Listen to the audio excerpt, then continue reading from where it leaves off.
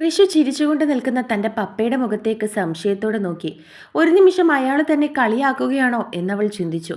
കാള വാല് പൊക്കുമ്പോഴേ നമുക്കറിയാം എന്തിനാണെന്ന് അയാൾ പറഞ്ഞുകൊണ്ട് അവളെ കളിയാക്കി. അത് കണ്ടതും അവൾ നെറ്റിച്ചുളിച്ചുകൊണ്ട് അയാളെ നോക്കി. അതല്ല മോളെ, അതുപോലെ എൻ്റെ മോളുടെ മനസ്സ് പപ്പയ്ക്ക് നന്നായിട്ട് മനസ്സിലാകും എന്നാ പപ്പ ഉദ്ദേശിച്ചത്. അയാൾ അവളെ നോക്കി പറഞ്ഞു. അവനോടുള്ള നിന്റെ സംസാര രീതിയൊക്കെ ഒരുപാട് ഞാൻ കണ്ടിട്ടുണ്ട്. അന്ന് മുതലേ പപ്പയുടെ മനസ്സിൽ ഇങ്ങനൊരു സംശയം ഉണ്ടായിരുന്നു. പക്ഷെ അതൊരിക്കലും സത്യമാവുമെന്ന് ഞാൻ കരുതിയില്ല. രണ്ടും കൂടി ഞങ്ങളെ ഒളിപ്പിച്ചു വെക്കാനായിരുന്നു പ്ലാൻ അല്ലേ? അയാൾ ചിരിച്ചുകൊണ്ട് അവളുടെ മുഖത്തേക്ക് നോക്കി ചോദിച്ചതും അവൾ സംശയത്തോടെ വീണ്ടും നോക്കി. പപ്പേ, അതിന് എനിക്ക് ക്രിസ്റ്റിച്ചായനോട് മാത്രമേ ഇഷ്ടമുള്ളൂ. ഇച്ചായൻ എന്നോട് തിരികെ അങ്ങനെ ഉണ്ടോയെന്ന് എനിക്കറിയില്ല. എനിക്കങ്ങനെ ഇന്ന് വരെ തോന്നിയിട്ടില്ല. ഒരു പ്രായം മുതലേ ഇച്ചായൻ എന്നോട് ദേഷ്യമാണ്. എന്നോട് മാത്രം ഒന്നും സംസാരിക്കാറില്ല. എനിക്കാണെങ്കിൽ ഇച്ചായനെ മറക്കാനും വെറുക്കാനും ഒന്നും കഴിയുന്നുമില്ല. ഓരോ ദിവസവും എനിക്ക് ഇഷ്ടം കൂടിക്കൂടി വരികയാ. പപ്പേ, എനിക്കിനി എന്താ ചെയ്യേണ്ടതെന്ന് അറിയില്ല. തുറന്നു പറയാൻ പോലും എനിക്ക് കഴിയുന്നില്ല.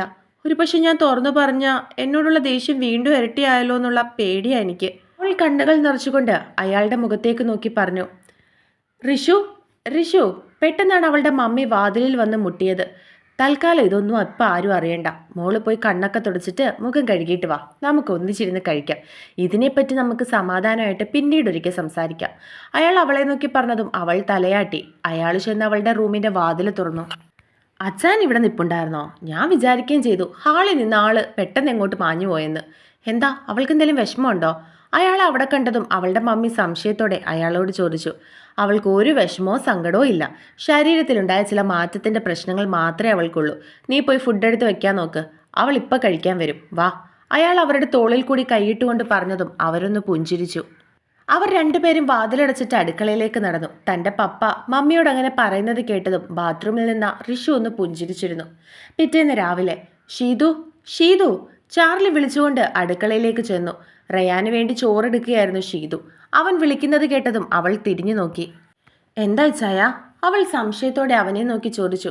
ജോലിയൊക്കെ കഴിഞ്ഞെങ്കിൽ പോയി റെഡിയായിട്ട് വാ, അവൻ അവളെ നോക്കി മറുപടി പറഞ്ഞു. എന്താ ചായ, എവിടേക്ക് പോകാനാ? അതൊക്കെ പറയാം, ആദ്യം നീ പോയി റെഡിയായിട്ട് വാ. മോള് പോയിട്ട് വാ, മമ്മിയും അവളുടെ കയ്യിൽ നിന്നും തവി വാങ്ങിക്കൊണ്ട് പറഞ്ഞു.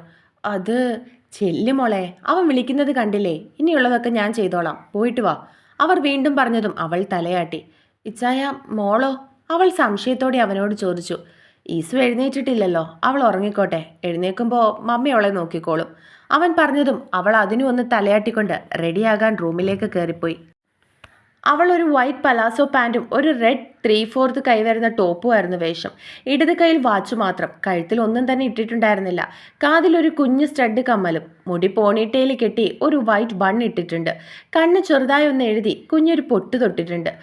ചാർജ് ചെയ്യാൻ വെച്ചിരുന്ന അവളുടെ മൊബൈലും എടുത്ത് കട്ടിലിൽ നിഷ്കളങ്കമായി ഉറങ്ങുന്ന ഇസുവിന് ഒരു ഉമ്മയും കൊടുത്തിട്ട് അവൾ താഴേക്ക് ഇറങ്ങി ചെന്നു. ചാർലി ഒരു ബ്ലാക്ക് ഷർട്ടും മുണ്ടുമായിരുന്നു വേഷം.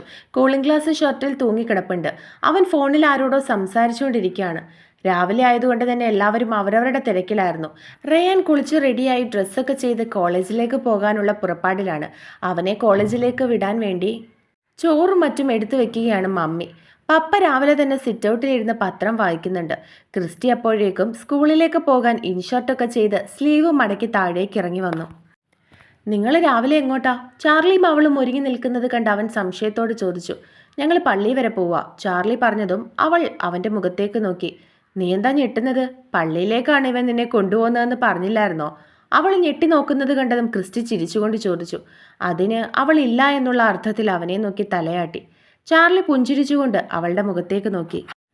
എങ്കിൽ ഞാനങ്ങോട്ട് പോട്ടെ, നിങ്ങൾ ഇറങ്ങുമല്ലേ? കാർ എടുക്കുന്നില്ലല്ലോ? ക്രിസ്റ്റി ചാർലിയെ നോക്കി സംശയത്തോട് ചോദിച്ചു. ഇല്ലടാ, നീ കാർ എടുത്തോ, ഞാൻ ബുള്ളറ്റ് എടുത്തോളാം, അവൻ മറുപടി പറഞ്ഞു. മമ്മി, ഞാൻ ഇറങ്ങുവാണേ, ക്രിസ്റ്റി വിളിച്ചു പറഞ്ഞതും അടുക്കളയിൽ നിന്നും അവരും ഹാളിലേക്ക് വന്നു. ഉച്ചയ്ക്ക് ഊണ് കഴിക്കാൻ നീ വരില്ലേ? അവർ ക്രിസ്റ്റിയെ നോക്കി സംശയത്തോട് ചോദിച്ചു. നോക്കട്ടെ മമ്മി, തിരക്കാണെങ്കിൽ ഞാൻ വരില്ല, ഞാൻ മമ്മിയെ വിളിച്ചോളാം, എന്തായാലും എന്നെ നോക്കിയിരിക്കണ്ട, ഫുഡ് കഴിച്ചോ, അവൻ പറഞ്ഞതും അവർ തലയാട്ടി. അവൻ കോളേജിൽ പോയോ? ക്രിസ്റ്റി സംശയത്തോടെ അവരെ നോക്കി. ദേ ചേട്ടായി, ഇറങ്ങുവാ. അവൻ അപ്പോഴേക്കും ബാഗും എടുത്ത് താഴേക്ക് ഇറങ്ങി വന്നു.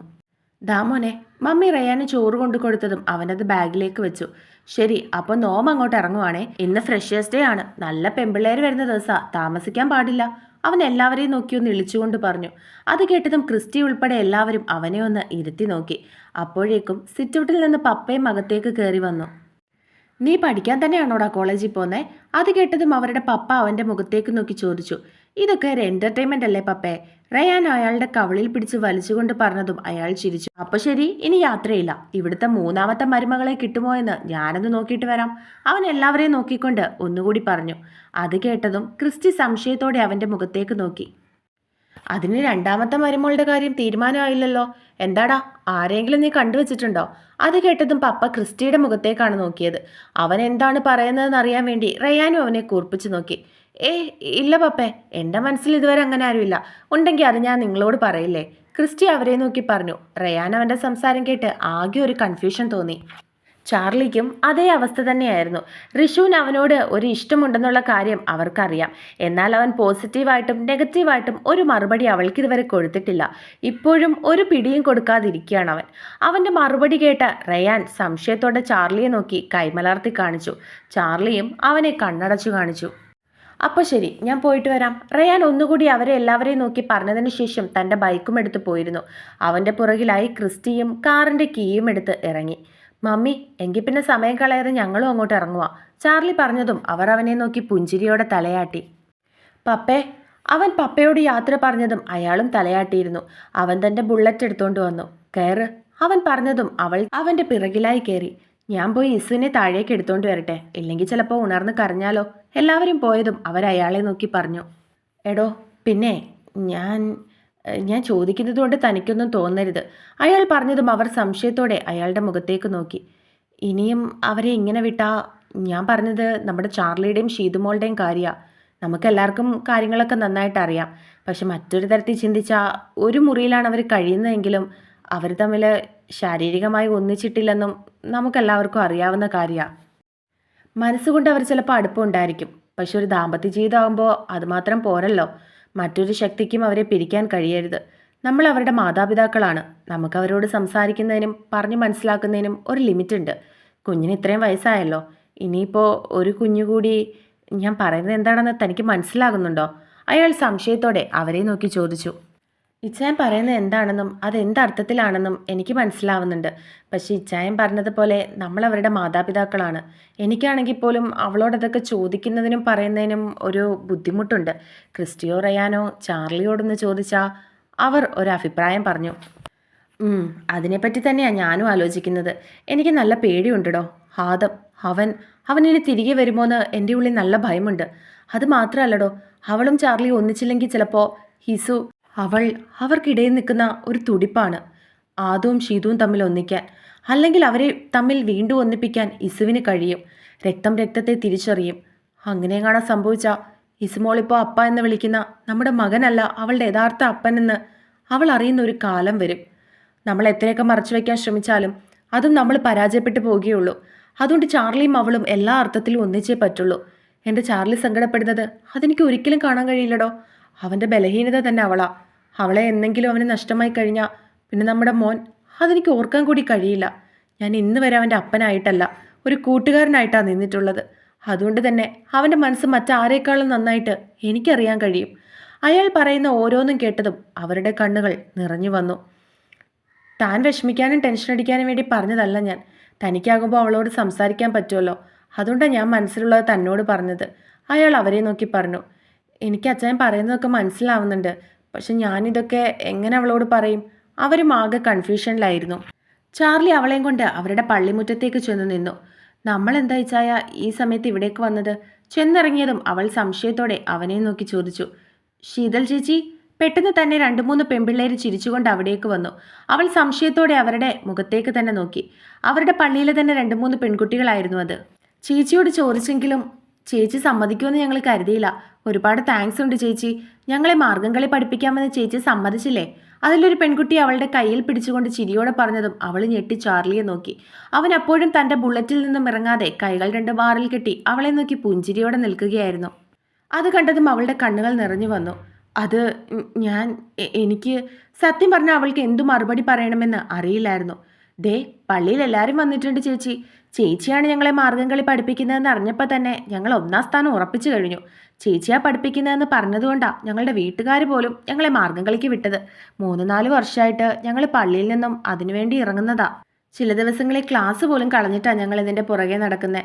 ഞങ്ങളൊക്കെ ഇപ്പോൾ +2-ലും 10-ലും ഒക്കെ പഠിക്കുക. ആദ്യമേ വീട്ടിൽ നിന്ന് വിലക്കായിരുന്നു എല്ലാവർക്കും. ഇത്രയും വർഷം ഇറങ്ങിയിട്ട് ഒരു ഗുണവും ഇല്ലല്ലോ, ഒരു സ്ഥാനം പോലും ഞങ്ങൾക്ക് കിട്ടാറില്ല എന്നൊക്കെ പറഞ്ഞിട്ട്. അതുകൊണ്ട് ഈ വർഷം പഠിത്തം കളഞ്ഞിട്ട് ഇറങ്ങേണ്ടെന്നായിരുന്നു വീട്ടിൽ നിന്ന് എല്ലാവരും പറഞ്ഞത്. അതിലൊരു പെൺകുട്ടി അവളെ നോക്കി പറഞ്ഞു, അതേ ചേച്ചി, ഞങ്ങൾക്കാണെങ്കിൽ ഏതെങ്കിലും ഒരു വർഷമെങ്കിലും അതിലൊരു സ്ഥാനമെങ്കിലും നമ്മുടെ പള്ളിക്ക് വേണ്ടി വാങ്ങിച്ചു കൊടുക്കണമെന്ന് ഭയങ്കര ആഗ്രഹമാണ്. ഇത് ഞങ്ങളുടെ ലാസ്റ്റ് ചാൻസും കൂടിയാണ്. അതുകൊണ്ടാണ് ഞങ്ങൾ എല്ലാവരും കൂടി തീരുമാനിച്ചത് നല്ലതുപോലെ പഠിപ്പിക്കാൻ അറിയാവുന്ന ആരെങ്കിലും വെച്ച് തന്നെ പഠിക്കണമെന്ന്. അപ്പോഴാണ് എല്ലാവരും ചേച്ചിയുടെ പേര് പറഞ്ഞേ. ചേച്ചിയുടെ പള്ളിയിൽ നിന്ന് ചേച്ചിയും കൂട്ടരും എപ്പോൾ ഇറങ്ങിയാലും ഫസ്റ്റ് തന്നെയായിരുന്നു കിട്ടിക്കൊണ്ടിരുന്നതെന്ന് ഞങ്ങൾ അറിഞ്ഞു. മാത്രമല്ല ഇപ്പോഴും അവിടെയുള്ളവർക്കാണ് ഫസ്റ്റ് കിട്ടുന്നത്. ചേച്ചി പഠിപ്പിച്ചതാ ഇപ്പോഴും അവർ കളിക്കുന്നത്. ചേച്ചി ജഡ്ജായിട്ട് പോയിട്ടുണ്ടെന്ന് ഞങ്ങൾ അറിഞ്ഞു. അതിൽ മറ്റൊരു പെൺകുട്ടിയും അവളെ നോക്കി പറഞ്ഞു. ചാർലി ചേട്ടനോട് ചോദിക്കുമ്പോൾ ആദ്യം സമ്മതിക്കില്ലെന്നാണ് ഞങ്ങൾ കരുതിയേ.